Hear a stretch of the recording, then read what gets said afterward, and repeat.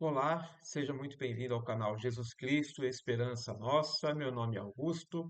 Nós estamos aqui seguindo com o nosso trabalho para a publicação, gravação de sermões expositivos nos livros da Palavra de Deus, a Bíblia Sagrada. E hoje eu vou começar uma série no livro do profeta Joel, que se encontra no Antigo Testamento. É um livro curto, de apenas 3 capítulos, e nós teremos ao longo dessa série 3 sermões para falar sobre a palavra de Deus dada ao profeta Joel.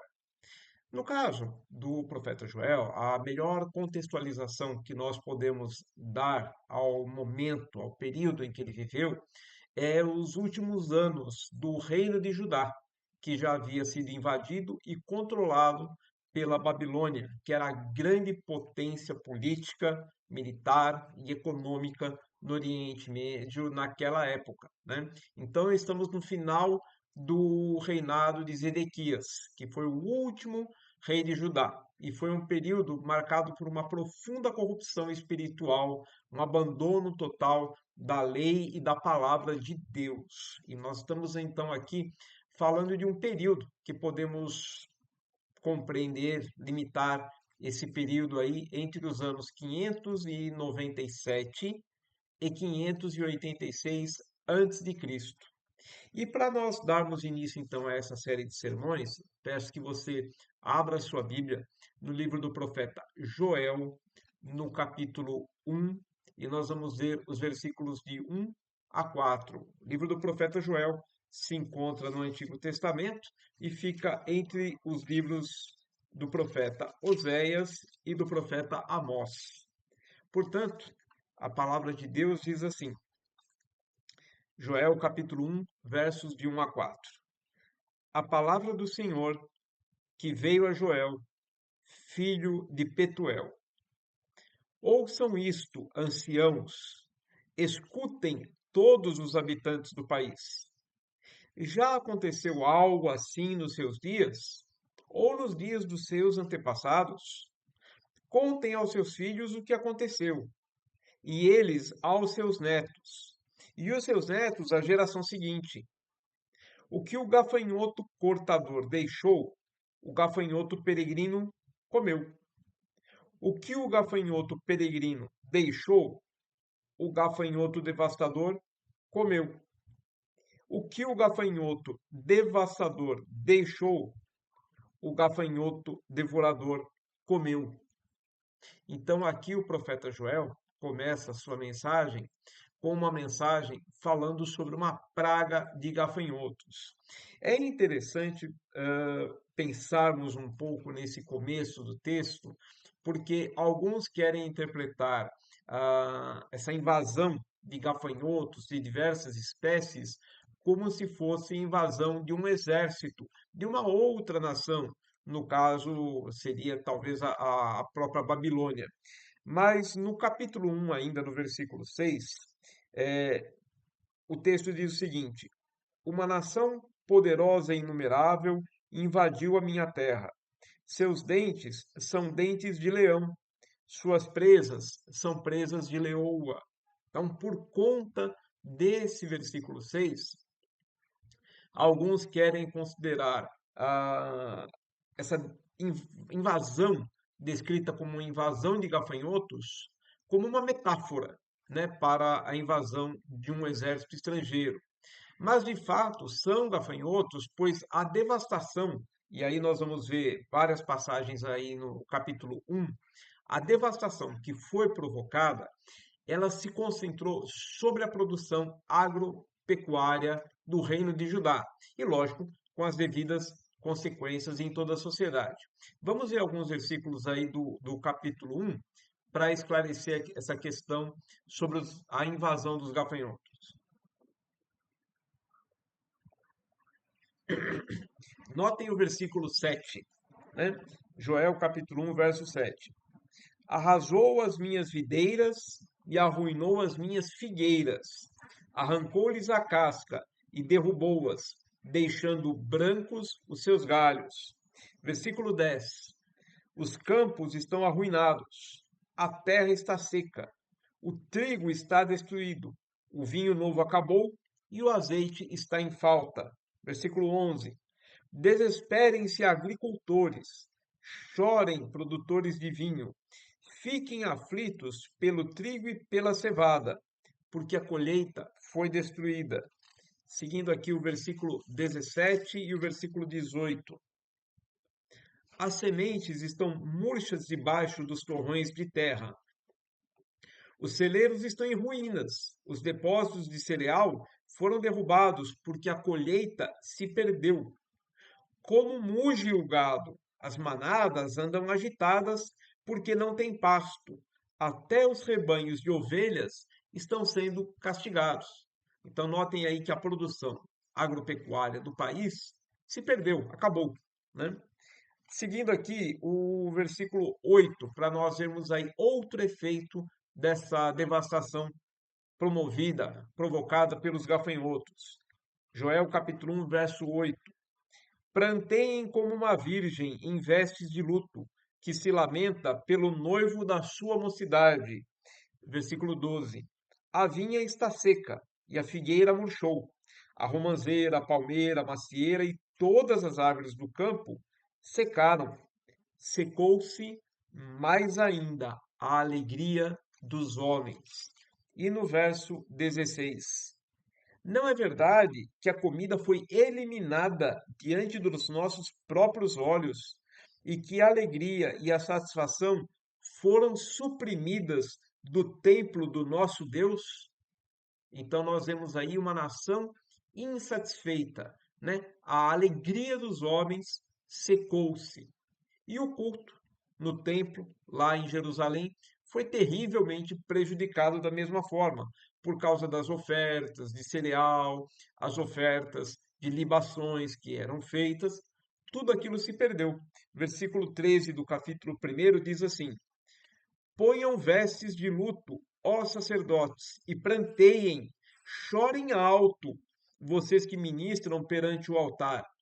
Venham, passem a noite vestidos de luto, vocês que ministram perante o meu Deus, pois as ofertas de cereal e as ofertas derramadas foram suprimidas do templo do seu Deus. Então, nós temos aqui um quadro claro de uma devastação na produção agropecuária que trouxe diversas consequências para vários setores e vários aspectos da sociedade do Reino de Judá. Diante daquela contínua rebelião de Judá contra Deus, que nós já falamos em outros sermões nos profetas do Antigo Testamento, e especialmente a corrupção dos seus líderes, Deus então cumpre os termos da aliança que ele havia feito com Israel ainda no tempo de Moisés. E uma série de castigos começa a prejudicar e a atingir a nação. Algumas referências que servem para esclarecer os termos da aliança de Deus com Israel, nós temos aqui, por exemplo, Levítico capítulo 26. A partir do versículo 18 até o versículo 20, a palavra de Deus diz assim: Se depois disso tudo vocês não me ouvirem, eu os castigarei 7 vezes mais pelos seus pecados. Eu quebrarei o seu orgulho rebelde e farei que o céu sobre vocês fique como ferro e a terra de vocês fique como bronze. A força de vocês será gasta em vão, porque a terra não dará a sua colheita, nem as árvores da terra darão o seu fruto. Então, notem que Deus está advertindo o povo de Israel, ainda no tempo da peregrinação no deserto, antes de entrarem em Canaã. Se vocês não seguirem a minha lei, se vocês não forem obedientes à minha palavra, eu enviarei castigo sobre vocês, castigo que devastará a produção agropecuária do país. E nós temos um outro exemplo, já no livro de Deuteronômio, capítulo 28, dos versos 38 a 40. E é importante que haja esses dois exemplos, um em Levítico e outro em Deuteronômio. Por quê? Porque em Levítico, eles estavam no começo daquela peregrinação no deserto que durou 40 anos, por causa justamente da rebeldia do povo de Israel. Quando chega em Deuteronômio, eles já estão no final desse período e estão às portas das entradas de Canaã. Eles estão se preparando para entrar em Canaã. Mas quem está ali é uma nova geração de israelitas, porque toda geração morreu no deserto, a geração anterior. Então, o livro de Deuteronômio reitera essas advertências contra a nova geração. Vamos ver aqui então em Deuteronômio capítulo 28, os versos de 38 a 40. Vocês semearam muito em sua terra, mas colherão bem pouco, porque gafanhotos devorarão quase tudo. Plantarão vinhas e as cultivarão, mas não beberão vinho nem colherão as uvas, porque vermes as comerão. Vocês terão oliveiras em todo o país, mas vocês mesmos não utilizarão o azeite, porque as azeitonas cairão. Então, notem que Deus já havia prevenido o povo de Israel de que, se o desobedecessem, ele castigaria o povo, castigaria a nação. E é justamente o quadro que nós temos aqui na última etapa do reino de Judá, em que o povo e seus líderes se corromperam e abandonaram o Senhor. E o Senhor nada mais está fazendo do que cumprir os termos da sua aliança. No entanto, essa devastação que foi provocada pelos gafanhotos é um prenúncio de um castigo ainda maior que viria. Notem lá em Joel, no capítulo 1, verso 15, em que o profeta diz: Ah, aquele dia! Sim, o dia do Senhor está próximo, como destruição poderosa da parte do Todo-Poderoso. Ele virá. Notem que o profeta está falando aqui no tempo futuro. Então você tem a praga dos gafanhotos, mas ela apenas está prenunciando um castigo maior que ainda virá da parte do Senhor. E de fato, o dia do Senhor vem, conforme ele foi profetizado no capítulo 2, os versos de 1 a 11, ainda do livro do profeta Joel. Notem o que diz o texto de Joel 2, de 1 a 11.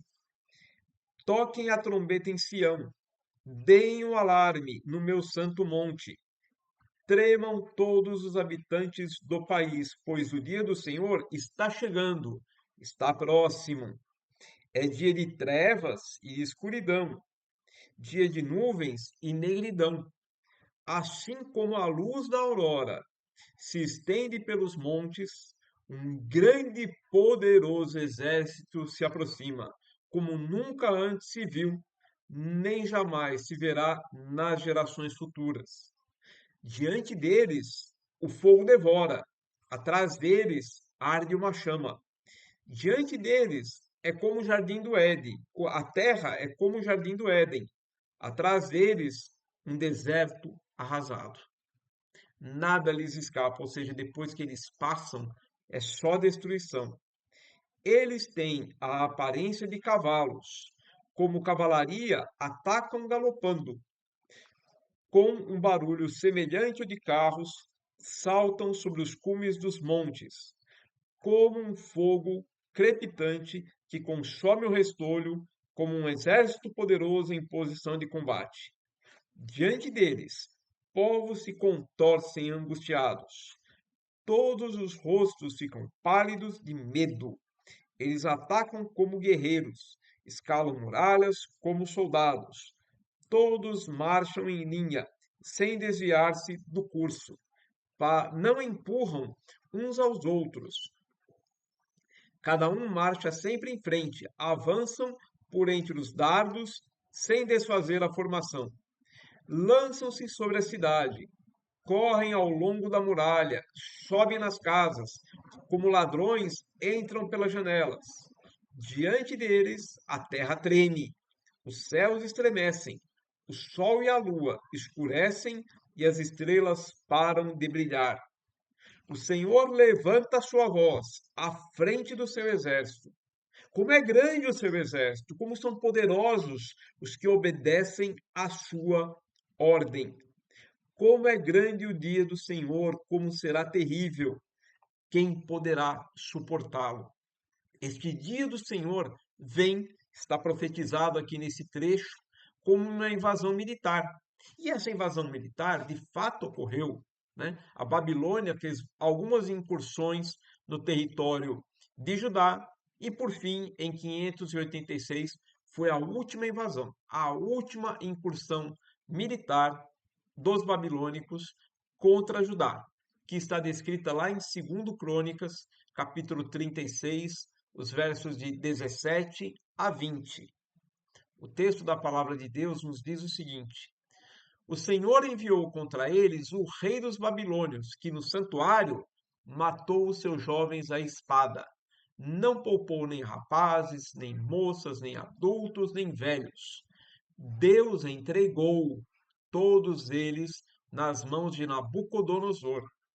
Este levou para a Babilônia todos os utensílios do templo de Deus, tanto os pequenos como os grandes, com os tesouros do templo do Senhor, os do rei e os de seus oficiais.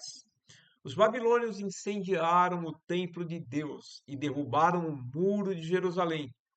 Queimaram todos os palácios e destruíram todos os utensílios de valor que havia neles.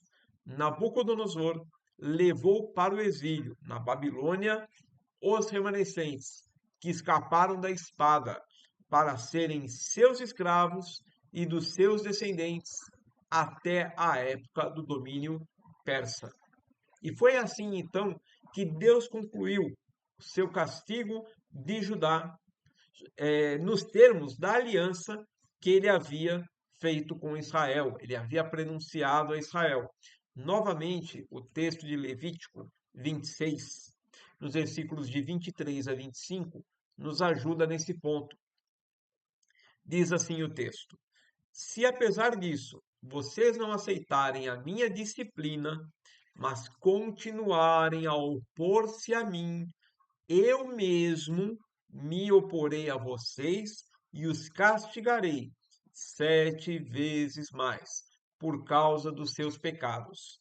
E trarei a espada contra vocês para vingar a aliança. Quando se refugiarem em suas cidades, eu lhes mandarei uma praga e vocês serão entregues em mãos inimigas. Então, os termos da aliança de Deus com o povo de Israel eram absolutamente claros e Deus está cumprindo aqui exatamente o que fora anunciado nessa aliança que ele fez com Israel. Notem que a palavra de Deus se cumpre infalivelmente. Porém, depois do castigo anunciado, o povo é convocado ao arrependimento. Veja lá em Joel, capítulo 2, a partir do versículo 12. Olhem só o que diz o texto. Agora, porém, declara o Senhor: voltem-se para mim de todo o coração, com jejum, lamento e prantos. Rasguem o coração, não as vestes. Voltem-se para o Senhor, o seu Deus, pois ele é misericordioso e compassivo, muito paciente e cheio de amor. Arrepende-se e não envia a desgraça. Talvez ele volte atrás. Arrependa-se e, ao passar, deixe uma bênção. Assim, vocês poderão fazer ofertas de cereal e ofertas derramadas para o Senhor, o seu Deus, ou seja, aquela situação causada pela devastação dos gafanhotos poderá ser revertida se a nação se arrepender dos seus pecados. Verso 15: Toquem a trombeta em Sião, decretem jejum santo, convoquem uma assembleia sagrada, reúnam o povo, consagrem a assembleia, Ajuntem os anciãos, reúnam as crianças, mesmo as que mamam no peito, até os recém-casados devem deixar os seus aposentos. Que os sacerdotes que ministram pelo Senhor chorem entre o pórtico do templo e o altar, orando: poupa o teu povo, Senhor. Não faças a tua herança objeto de zombaria e de chacota entre as nações. Por que se haveria de dizer entre os povos: onde está o Deus deles? Então o Senhor mostrou zelo por sua terra e teve piedade do seu povo. O Senhor respondeu ao seu povo: estou lhes enviando trigo, vinho novo e azeite, o bastante, para satisfazê-los plenamente. Lembram que a felicidade da nação havia sido perdida? Pois é, Deus revertendo essa situação. Prosseguindo aqui no verso 19: nunca mais farei de vocês objeto de zombaria para as nações. Levarei o invasor que vem do norte para longe de vocês, empurrando-o para uma terra seca e estéril, a vanguarda para o mar oriental e a retaguarda para o mar ocidental. Serão levados de volta para de onde eles vieram, e a sua podridão subirá, o seu mau cheiro se espalhará. Ele, Deus, tem feito coisas grandiosas. Não tenha medo, ó terra. Regozije-se e alegre-se, o Senhor tem feito coisas grandiosas. Não tenham medo, animais do campo, pois as pastagens estão ficando verdes. As árvores estão dando seus frutos. A figueira e a videira estão carregadas. Ó povo de Sião, alegre-se e regozije-se no Senhor, o seu Deus, pois ele lhe dá as chuvas de outono conforme a sua justiça. Ele lhe envia muitas chuvas, as de outono e as de primavera, como antes fazia. As eiras ficarão cheias de trigo, os tonéis transbordarão de vinho novo e de azeite. Vou compensá-los pelos anos de colheitas que os gafanhotos destruíram. O gafanhoto peregrino, o gafanhoto devastador, o gafanhoto devorador e o gafanhoto cortador, o meu grande exército que enviei contra vocês. Vocês comerão até ficarem satisfeitos e louvarão o nome do Senhor, o seu Deus, que fez maravilhas em favor de vocês. Nunca mais o meu povo será humilhado. Então vocês saberão que eu estou no meio de Israel. Eu sou o Senhor, o seu Deus, e não há outro. Nunca mais o meu povo será humilhado. Então aqui o povo é convocado ao arrependimento, mas dessa vez não era qualquer arrependimento, como tantas vezes, por exemplo, no tempo dos juízes. O povo se arrependia, Deus mandava livramento e o povo voltava a abandonar o Senhor. Essa história é contada ciclicamente diversas vezes ao longo do texto do livro de Juízes. Dessa vez, o arrependimento que Deus exige de Judá é uma transformação do coração, uma mudança interna de caráter, não apenas gestos exteriores, ritualísticos, visíveis, mas é algo que precisava acontecer na alma das pessoas. Portanto, vejam que ainda nos termos da aliança de Deus, Deus se mostra compassivo, misericordioso, amoroso e deseja perdoar, mas ele não tem o culpado por inocente. E por isso ele castiga o pecado e exige um arrependimento genuíno, exatamente como Deus havia se revelado séculos antes a Israel através de Moisés. Nós temos, por exemplo, o texto de Êxodo, capítulo 34, os versículos de 6 e 7, que diz assim: E passou diante de Moisés, proclamando: Senhor, Senhor, Deus compassivo e misericordioso, paciente, cheio de amor e de fidelidade, que mantém o seu amor a milhares e perdoa a maldade, a rebelião e o pecado. Contudo, não deixa de punir o culpado. Castiga os filhos e os netos pelos pecados de seus pais, até a terceira e quarta gerações. Deus se revelou como um Deus amoroso a Israel, que perdoa o pecado, mas ele castiga, porque ele precisa, ele quer disciplinar o seu povo, justamente para entender que Deus é para ser levado muito a sério.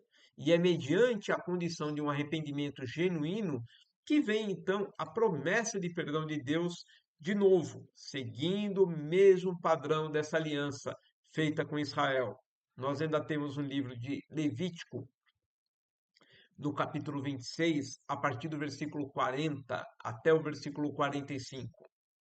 Mas se confessarem os seus pecados e os pecados dos seus antepassados, sua infidelidade e oposição a mim, que me levaram a opor-me a eles e a enviá-los para a terra dos seus inimigos, se o seu coração, de novo, o coração, obstinado se humilhar, e eles aceitarem o castigo do seu pecado, eu me lembrarei da minha aliança com Jacó, da minha aliança com Isaque e da minha aliança com Abraão. E também me lembrarei da terra que por eles será abandonada e que desfrutará os seus sábados enquanto permanecer desolada. Receberão o castigo pelos seus pecados, porque desprezaram as minhas ordenanças e rejeitaram os meus decretos.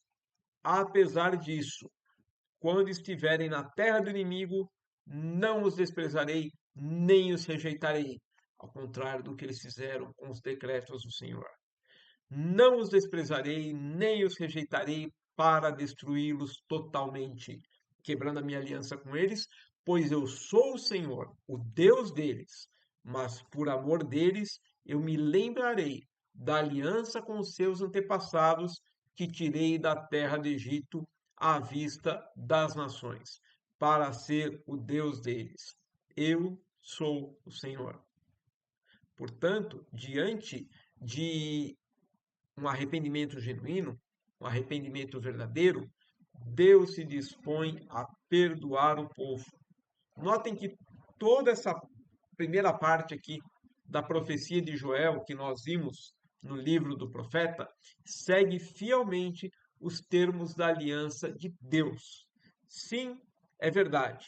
Deus disciplina o seu povo e castiga os seus pecados, mas ele perdoa verdadeiramente aqueles que se arrependem de coração. Conforme o versículo 27, o povo de Deus saberá então que ele é o Senhor, seu Deus, e não há nenhum outro.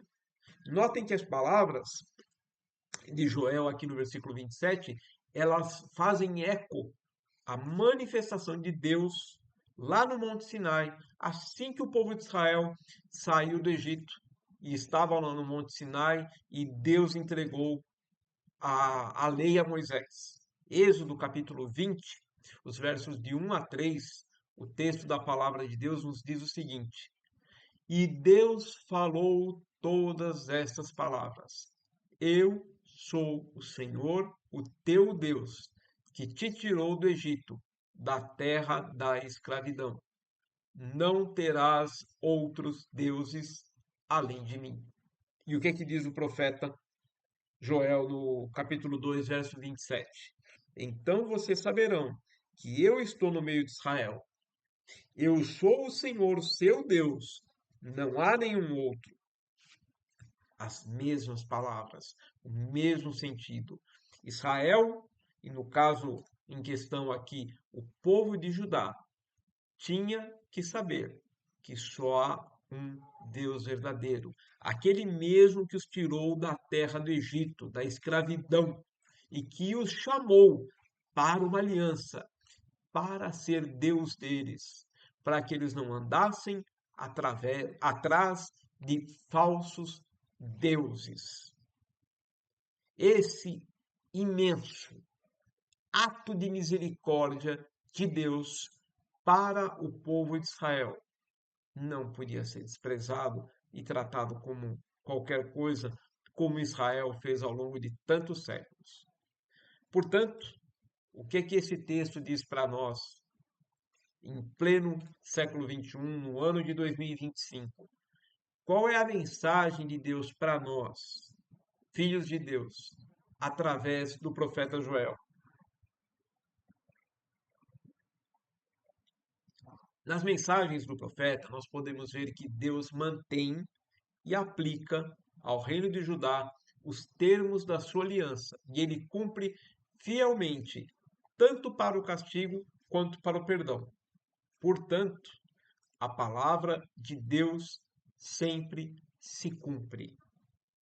Deus não é seu vizinho. Deus não é igual a você, não é igual a mim. Deus não é um ser semelhante a nós. Deus é totalmente diferente. E Deus não fala as coisas à toa. Deus não perde tempo falando qualquer bobagem.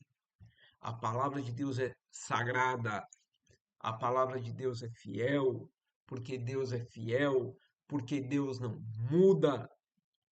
E a palavra de Deus sempre se cumpre. Notem que quando o povo de Israel e de Judá acharam por bem realmente mergulhar na rebelião, Deus fala: agora não tem jeito, estou enviando o verdadeiro castigo nos termos da minha aliança.